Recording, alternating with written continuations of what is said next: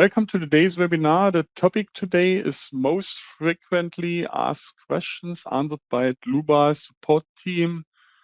We will answer questions that our customers asked in the last time. My name is Andreas Hörold. I'm responsible for marketing and public relations in the company Dluba Software. For instance, the German and English webinars, technical content of the website, customer projects, and so on. I will be the moderator today, and I will do the presentation, at least the first part of the presentation. Then we'll follow the presentation from Maximilian Wittmann. He's the head of our customer support team. And of course, he knows what our customers are asking our support team. Okay, he will answer your questions when I present and vice versa. You can ask questions when you click at the button with the question mark, then enter your question in that field, press send, and we will receive your question and we will answer you. The other way is to watch the entire webinar and then email your questions to info@global.com. Okay, then let's start with the first prepared model and the first question. First question is, how can I optimize existing structures for maximum additional loads? I've prepared that hall frame, and just imagine we would like to put an additional load on the south side here.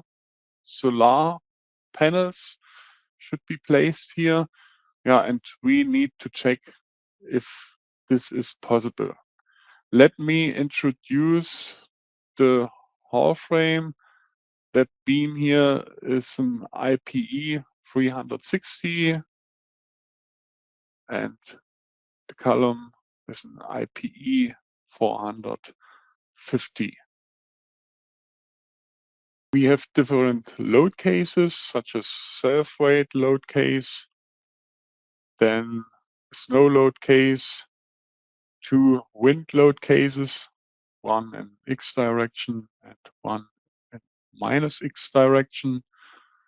And there are also imperfections, this direction and the minus X direction.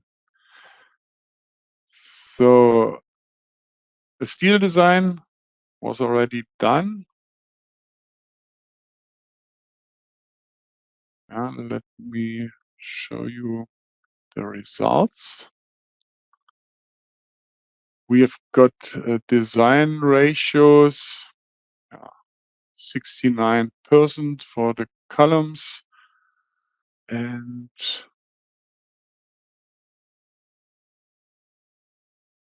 then for the start of the beam here, 49.6% the design ratio. So we have a small reserve for additional loads, and let's check if we can put solar panels on the south side of this frame. So at first I switch to the self-weight load case and create an additional load for the member set.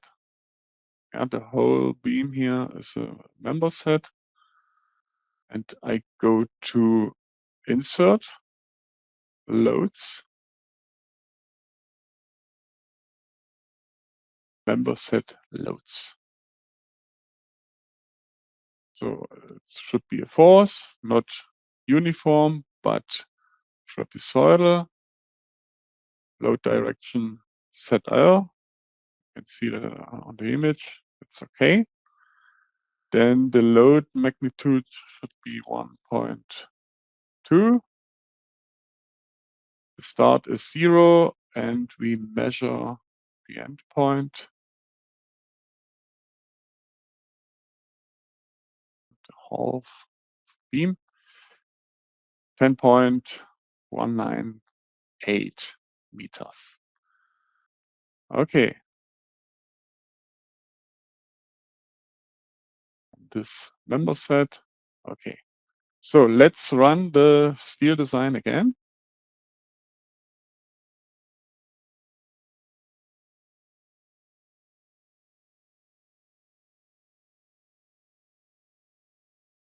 As you can see, now we have an overloading. Yeah, and we would have, or the target is to have a maximum design check ratio 1.0, and we try how much or how many solar panels can be placed here. So I go back to the self-weight load case, and in the first step I change the load, the length of the load. I start with a load length of 1 meter. Okay. And in the next step, we need to activate the add-on model optimization. So then we have to set a global parameter. I call it solar area. It's the length. Okay, solar area. That should be possible.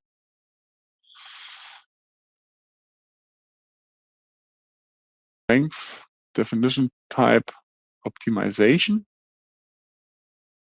The value is currently 1 meter, and the optimization parameters are minimum 1 meter, maximum 10 meters, and the increment should be 1 meter. That's all. Leave the dialog. I go back to the load with a double click, and we assign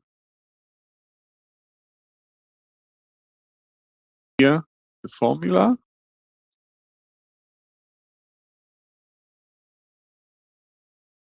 By clicking that button, I select the solar area. Okay, and insert. Okay. That's all for that. And the next step, I go to calculate optimization settings. Where are different optimizers such as particle swarm, ant colony, and so on? I use all mutations. We would like to calculate all possibilities to decrease the number of calculations you can use such optimizers. Yeah, we already showed that in webinars about the add-on model optimization. Maybe Max can put in a link in the chat to that webinars. So the target value should be maximum global parameter. Yeah, the length should be optimized. Where are 10 states? I click to activate and run the optimization. So, and now all 10 possibilities, the different load combinations and the steel design is running in the background. And we get the first results. For 1 meter, we have a small reserve.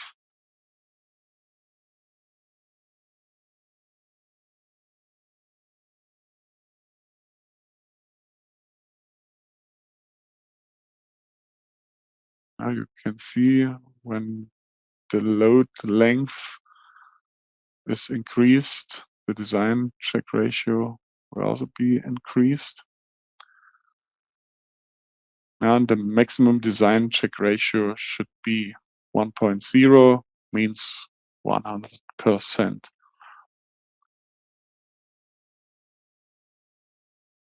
Okay, now we have got by 6 meters, 99.9%. And the next step should be have no overloading. Okay.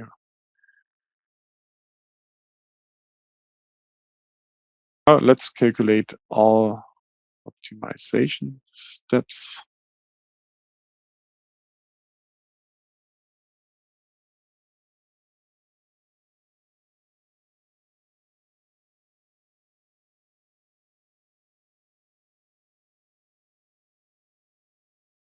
Okay, for 10 meters, we've got an overloading over 5%. So the maximum length was the program overtook the maximum length here. And let's go to the steel design. And you can see where's the maximum design check ratio for 6 meters. That means the maximum length for the solar panels is 6 meters. You can use that on model optimization not only for loads, but also for cross sections, dimensions, and so on. Yeah, but you can see that in the webinars about model optimization add-on. Okay, that should be all for that model and for that question.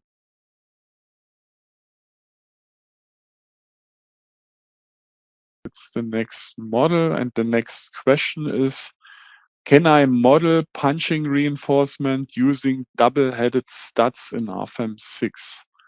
And that question was asked very often in the past, and now we can provide such a possibility. In the first step, we would like to run a punching design. So I double click at the node, and in this dialog, I check the punching design. Without only punching reinforcement in the first step, let's run the calculation. Concrete design, objects to design. Okay, we calculate the surface and that node.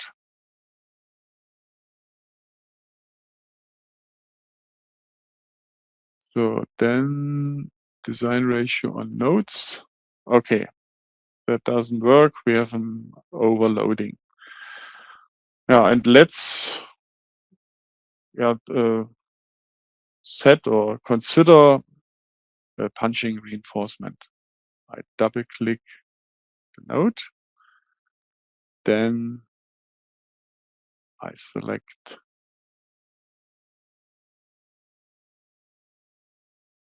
a new punching reinforcement.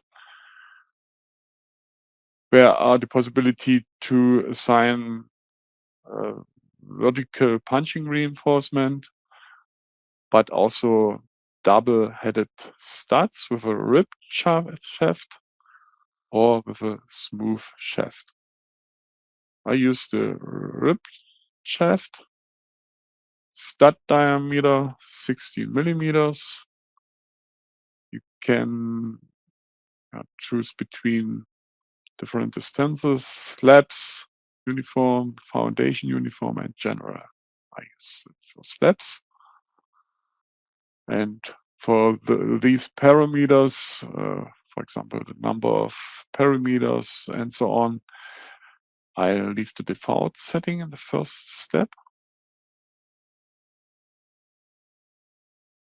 Okay, you can see the punching reinforcement here, and I run the calculation.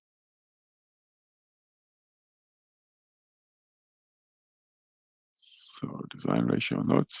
Okay, we have also an overloading.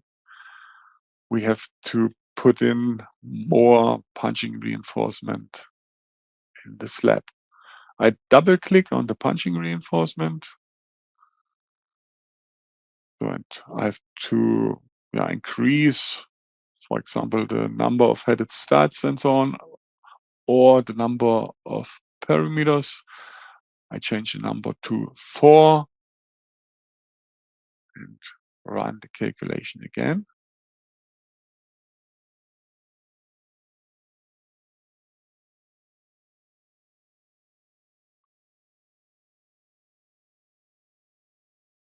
Okay, now it works. All design check ratios are under 1 or 1. When you double click on the line here, you can see the design check in detail. And of course, you can print these checks directly to the printer, printout report, or to a PDF. All is possible. Let's take a look at the PDF, how it would look like in the printout report. Takes some seconds. Okay, good. That was all from my side. I hand over to Maximilian. Maximilian, it's your turn. Yes, Andreas, thank you very much for your presentation. I will take over now and let's get started together. So a question we frequently receive in our support team concerns the load application point. So how to define the load application point, when it is critical and when it is absolutely necessary to define the load application point. So I would like to discuss this with you together using a really simple model here. So what we can see here is a single span beam with pin supports on both sides. And what is special here that I also allowed the rotation around the global z-axis, so that in principle a bending around the weak axis could occur. Here on the right side we also have a sliding support, so that the axial force of 1 kilonewton can act. And what is also important at that point is that this load is pretty small compared to the uniform distributed load of 10 kilonewton per meter. And this is why we would expect here a bending dominated behavior of the entire system. Okay, let's have a look into the cross-section itself. And as you can see, we have here a thin-walled open cross-section. And I think most of you are aware that here torsional buckling plays a really important role, but we will come to this point later. Let's go to the details of the cross-section. And what is also important is that we have a distance of the centroidal axis of 21.7 millimeters. And this, of course, has later an effect on the eccentricity of the external load. All right, so let's go to the base data and have a look into the add-ons. And as we can see, no add-ons have been assigned yet, but we will check here the structure stability to investigate the the torsional buckling later on. And of course, we now have to assign it to a load case. And in this case, we only have one load case, and I will activate it at that point. Okay, now the question comes up how we can define the load application point itself. And to do so, we simply can double click on the load itself. And here you find the entry excentricity. So for your information, by default, RFEM assigns the external load to the shear center. But if we want to assign it to the center of gravity, we can check this checkbox, and you now see the load is assigned exactly here in the center of gravity, and we will expect a twisting moment at that point. Okay, let's confirm it and let's calculate everything. And in a first step, we want to have a look at the internal forces, respectively at the stress resultants. And what we can see here, of course, is we have a normal force of 1 kilonewton meter, which comes from the external load. We have a bending moment of 5 kilonewton meters. Of course, we also have the corresponding shear forces. And we also have a bending moment around the weak axis of 0.35, which results from the calculation according to second order analysis, respectively to the P delta effect. And as we expect, we also have the twisting moment here of 0.45. But what is much more interesting now is, of course, the stability analysis. Let's have a look at the critical load factor, and this is 405, which means we can increase the load by the factor of 405 until stability problems occur. And let's check the mode shapes here. And what we can observe is that we have purely lateral buckling at that point. So usually we would expect also torsional effects, but also when we check here the rotation around the x-axis, we see this is 0, which means at that point that it seems that it's only affected by the normal force. This is because we currently calculate with 6 degrees of freedom, meaning that, for example, torsion or bending moments cannot induce axial stresses, for example, here in the top flange. Okay, so in the next step, we now activate under add-ons also the torsional warping, so the calculations with 7 degrees of freedom, and calculate everything again. And now it's really interesting what happens with the factors. So if we go back to the stability analysis again, so the first thing we see is that the critical load factor dropped significantly from 405 to 9.5. So when we check the eigenmode, the mode shapes, we also can now see that the eigenmode now shows not only lateral displacement as before, but also cross-section rotations. And this is what we would expect from bending torsion or bending buckling in this case. Also, when we check the rotation around the x-axis, we now can see that this also has now an effect. And in total, this means that if we ignore torsion effects and the normal stresses resulting from them, we would significantly overestimate the entire system at that point.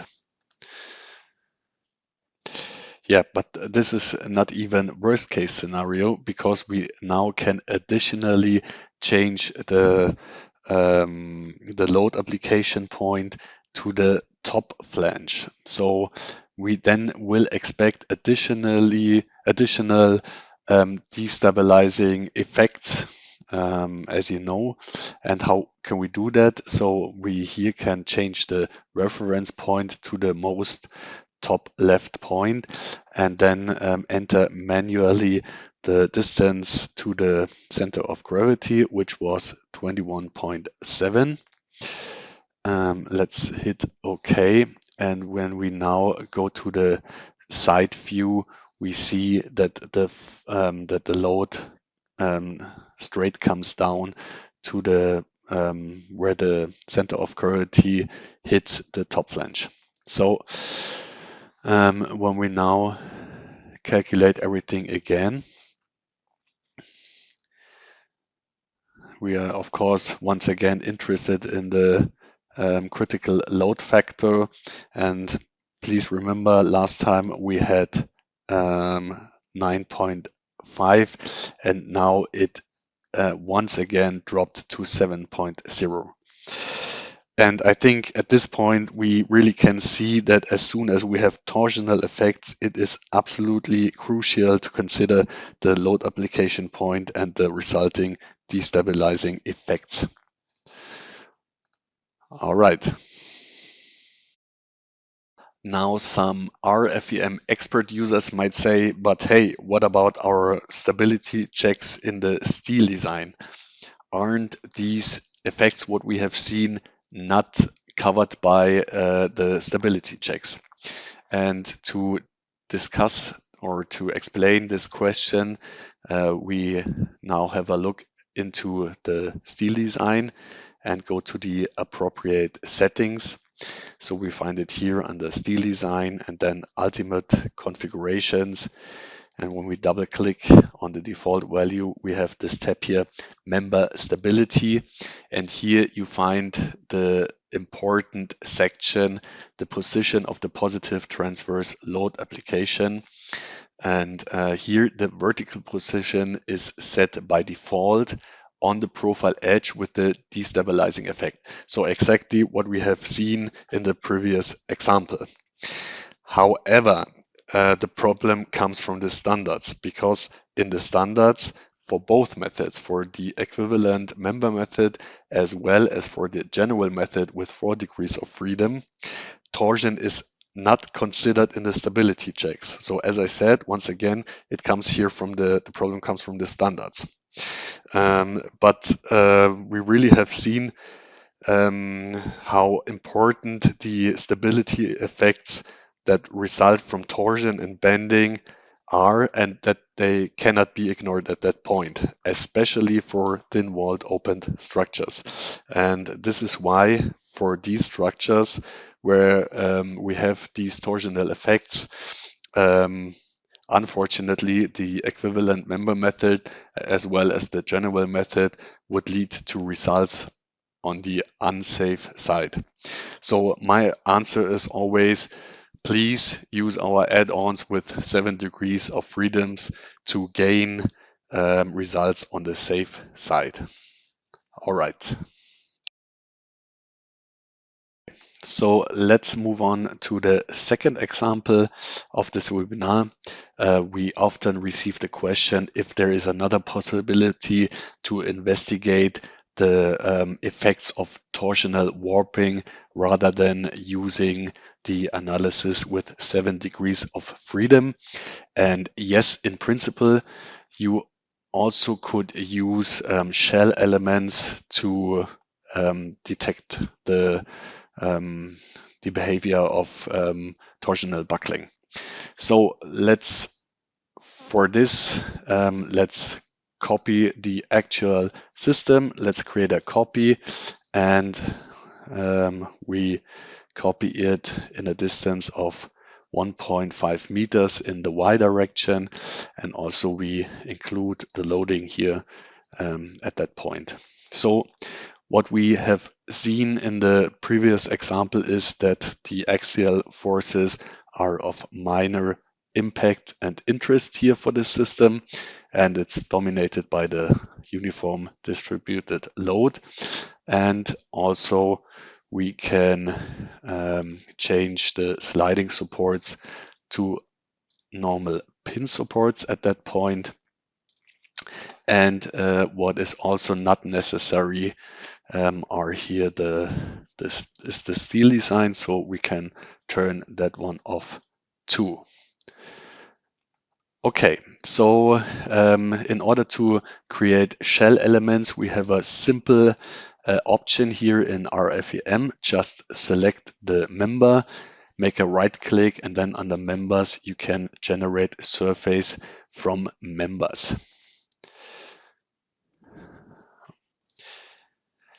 Probably you already noticed that we now lost our uniform distributed member load.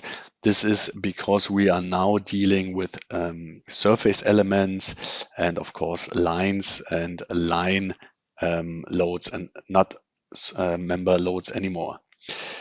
What is also still remaining or still left from the original system is the centroidal axis. So we also have this information, but for now, let's focus on the loading.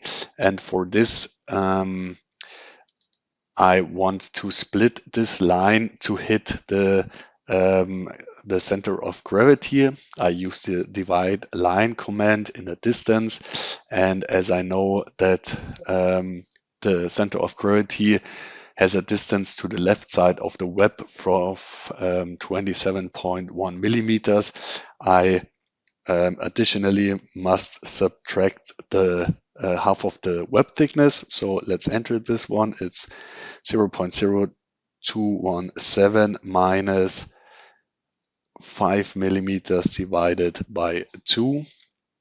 And here we go, we have the new point. So now we can draw the line to the other side of the beam, and we can be sure that we now are in the plane of the center of gravity. So we now can assign the line load. Still we have 10 kilonewton per meters, and we assign it to our new line. Let's hit OK. And we have our load back at that point. What still catches the eye at that point is that the pin support is connected to the centroidal line, but we do not have any connections to the surrounding surface elements up to now. But this is no problem in RFEM. We can go under types of nodes and introduce nodal links. Here in a first step, we have to select the outer nodes of the cross sections on the right and on the left side. Confirm it, and what this method does, it searches the nearest elements to these nodes. What is really important also to mention at that point is that when we think back to the member beam, we did not define any transverse stiffness, for example, in the area of the supports. So we have really a free warping behavior in the area of the supports. And we must, of course, model the same effects here for the surface elements, and for that we can release the degree of freedom in the local y direction of the rigids, which corresponds to the global x-axis. Okay, let's hit OK, and we now can see that the connection is created. And yeah, now let's have a look also in the mesh settings. And yeah, for this purpose, 0.5 meters is too coarse here, and I decide to go with 1 centimeter. And yeah, what is still missing, we now would have a free movement in the global X direction due to the introduced links. And to get a stable system, I create a new support here and introduce a really small spring at that point. Hit OK, OK, and assign it to the, it's that one here, and assign it to this node. Okay, let's check the results at that point.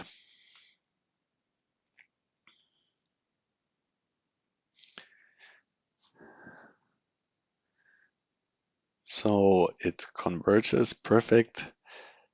And in the next step, let's move on to the stability analysis and check the critical load factors.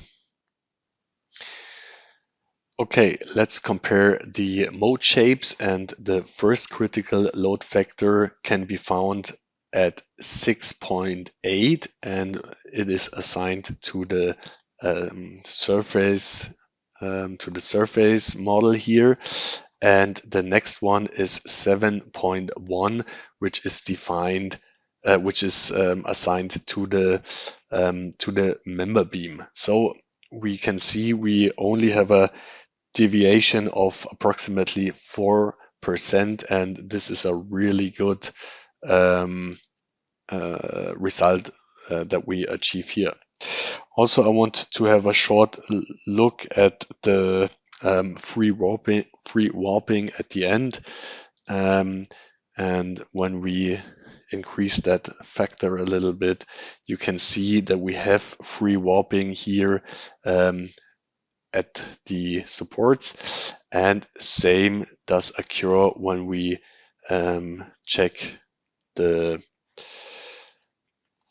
rotation around, no, sorry, the deformation in the X direction, and you see we have the same effect here. So one could say we have really good results also when it comes to torsional buckling and working with surface elements. All right, perfect.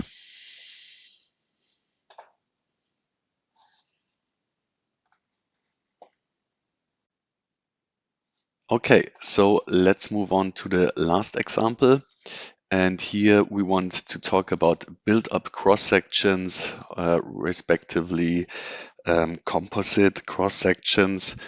So we often receive the question how to model multiple cross-sections or assign multiple cross-sections to one line while having full control of the independent profiles. So once again, I brought a very simple model here. This is just a line with a length of 5 meters, and we have the pin supports with an axial force of 70 kilonewtons in this example. Yeah, this, for example, could be a wind bracing, and I decided to apply a compression force here in this case because I want to talk about steel design afterwards. So yeah, what would be the standard way to apply here a build-up cross-section? You see here on the left side, when you do a double click on the line, you can assign a member. And then under cross-section, we can pick a new one from the library, and you find the build-up cross-sections in this section here. So in our case, I want to use an isosceles triangle, and yeah, I think this one would be good here.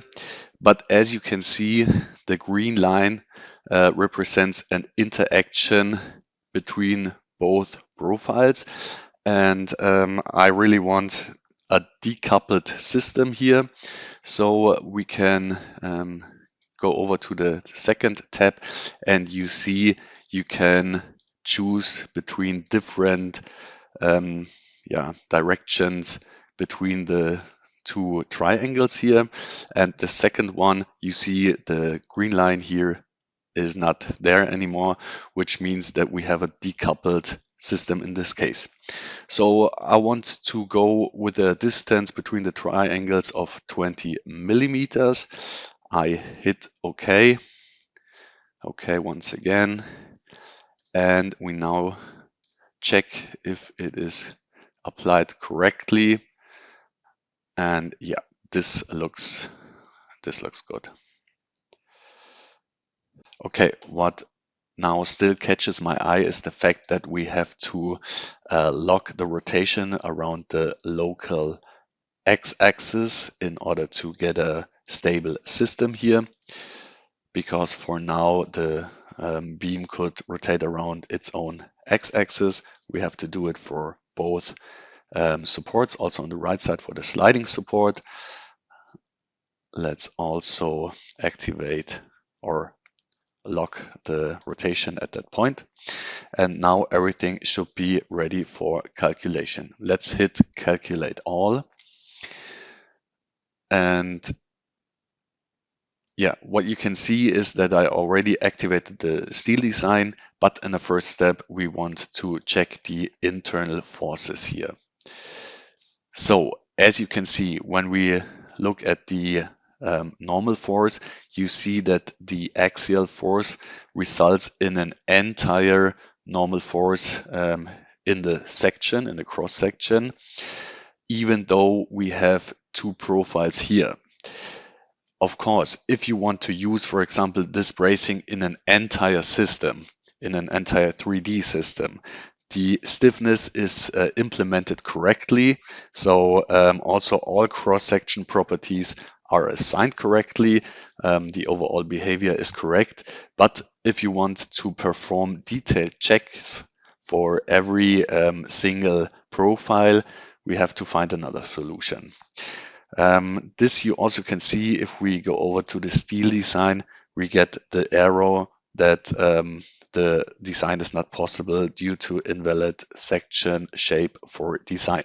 So the question comes up how we now can achieve this point. The keyword here is line releases, but we will come to this later on. In a first step, we have to change the composite cross-section and swap it to a standard cross-section. For this, we can go to the library and you find here the standard cross-sections. We want to have an equal angle. So we can take this one, and it was a 100 times 100 times 10 millimeters. And what also catches the eye here at that point is that we have a distance to the centroidal of 28.2, but still we want to realize the gap of 20 millimeters. So we have to add additional 10 millimeters to end up in the center line. So we end up by 38.2 millimeters. All right, so we see we still have to rotate it by 90 degrees. And now we see we can assign the eccentricity to the local Z direction. This can be found under main and then eccentricities. And here we can define a new one. And for this purpose, it's good to work with absolute eccentricities, and we, as we said, in the Z direction, minus 38.2 millimeters. Let's hit OK. We have to assign it not only at the member start, but also at the member end. Let's hit OK, and let's check if everything is correct. Okay, so we have the first half of the composite cross section at that point. Okay, now we must find a solution how we can add a second profile here and assign it to the same line. Of course, it's not the same line, but we have another possibility. And as I mentioned it, we have line releases. Let's have a look at this option. You find it here under data, and then under the special objects, we can add a new line release. So let's go through this dialog, and in the first step, we have to assign the line. Of course, it's our basic line here, and then you see, or let's have a look at the picture. What it does, it creates a second line that is released, and where we can define the interaction between the two lines. So this can be done by the line release type. Let's here create a new one, and as we don't want to have any interactions, we can check every degrees of freedom, confirm by OK. And so the next step is the released objects. In this case, I think it's clear we have to release a member. So let's select our member. And what is also very important is here the definition of objects and the nodes as definition nodes. So when we select the outer nodes at the supports, what it does, now these nodes are not copied. So these stay original, and the load transmission takes place at these points here, and we have no interaction along the lines. Okay, let's hit OK, and everything is ready here. And now we have a second line to which we can assign a second profile. Okay, perfect. This can be done by double clicking on the new line, and then we can check that the line has also a member. And when we now go to cross sections, we can choose the latest cross section here. And we can see at that point that we have to rotate it once again in the correct position. And this time we have to use 100 degrees. 180 degrees, sorry, and this time the eccentricity must be assigned in the local y direction. So let's do this in the same way. We create a new eccentricity, once again absolute, and we assign it in the local y direction with 38.2. And once again assigned to the member start and to the member end. Let's hit OK, and hopefully now the cross section is correct. And yeah, perfect. So we see everything worked fine. But before we start the calculation, we still have to assign the effective buckling length to both profiles. We can double click on them, and then under design types, you find the effective length. We create a new one. In this case, all standard settings are okay. We want to perform all checks here, and also the nodal support settings are okay here because we have an effective length factor of 1.0. So let's confirm that and click OK. And now we are able to run the calculation. So what is our goal at this point is, of course, that the external axial force now should split up and should be assigned half of it to each profile. And this is what is happening here. So now we have the results we expect. So when we go on to the steel design, we also notice that all checks are performed, and that here flexural buckling about the principal v-axis is crucial here. And by double clicking on it, You also have the entire check on the right side. You could print that to the printout report. And yeah, so everything is as we expected. And yeah, now I'm at the end of my webinar. Andreas, thank you very much.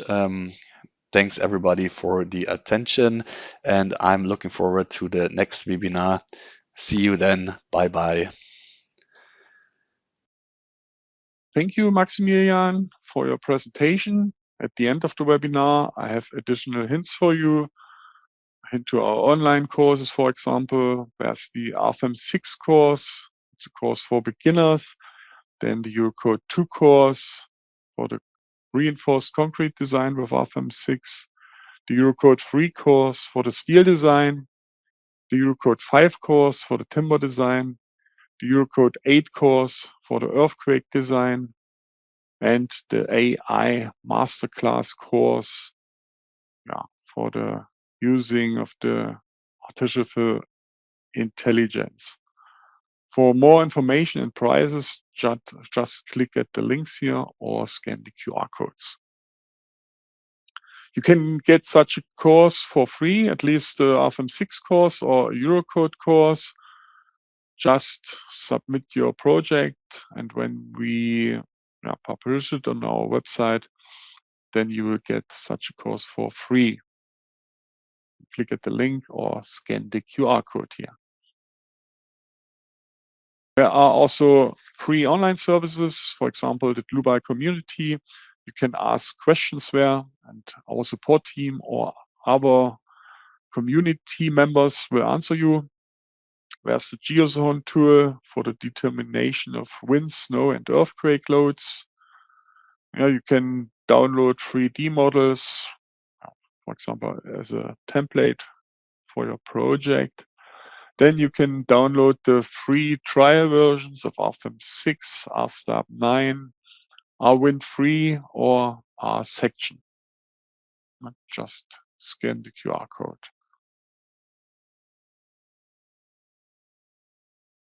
More information can you find on our website, global.com. For example, our recorded webinars, the knowledge base articles, for example. You can ask the AI assistant Mia 24/7 all the time. Just try it. Okay, it should be also all from my side. I thank you for your attention. Thanks again to Maximilian for the presentation. I wish you all a nice rest of the day. Bye-bye.